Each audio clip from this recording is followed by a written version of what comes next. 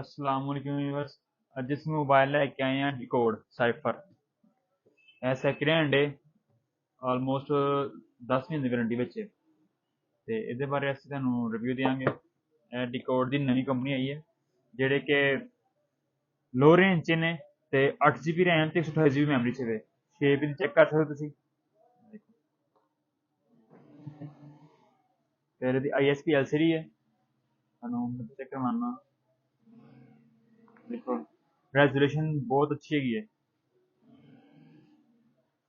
फिर 4000 mAh battery दी ते camera दा हैगा 48 मेगापिक्सल कैमरा ते 4000 mAh बैटरी है। 8 GB रैम है ते 128 GB मैमरी है ते मीडियाटेक का प्रोसेसर लगा है P60 का। ठीक है, ते ये तुहानू कैमरा चेक करवाने हैं। बहुत से लोग बैटरी दे नोकिया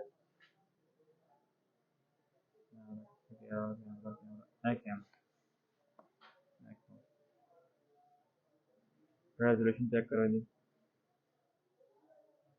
4x जूम है, जूम तो बहुत काफ़ी ज़्यादा थोड़ा है। ब्यूटी विच नॉर्मल पिक्चर ब्यूटी च 48 मेगापिक्सल कैमरा बैक है। फ्रंट फ्रंट कैमरा है 8 मेगापिक्सल कैमरा फ्रंट का ते 48 मेगापिक्सल बैक का। ठीक है, बाकी इसकी रेजोल्यूशन मैनू अच्छी लगी हैगी है ते इहदे नाल चार्जर है 1 ईयर की वारंटी है।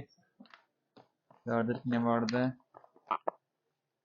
डीकोड का ओरिजिनल चार्जर है 10 वाट का चार्जर है, ओरिजिनल चार्जर है ते नवा आ रहा है 54,000 रुपये का। अगर किसी को चाहिए होए तो उन्होंने सैकेंड हैंड में काफ़ी लो प्राइस से ना डिस्काउंट करके मिल जाएगा, तकरीबन 36,000 रुपये का। 8 तो 10 महीने वारंटी होएगी। PUBG वास्ते भी नॉर्मल गजारे लाइक ठीक है, बाकी नॉर्मल यूज़ वास्ते बहुत अच्छा है। अगर इसकी गल की जाए स्पीड नॉर्मल दूसरे मोबाइलों नालों ਜਿਹੜੇ ਸੈਮਸੰਗ ਦੇ ਨੇ ओप्पो ਦੇ ਨੇ ਉਹਨਾਂ ਨਾਲੋਂ ਕਾਫੀ ਨਾ ਡਾਊਨ ਹੋਏਗੀ।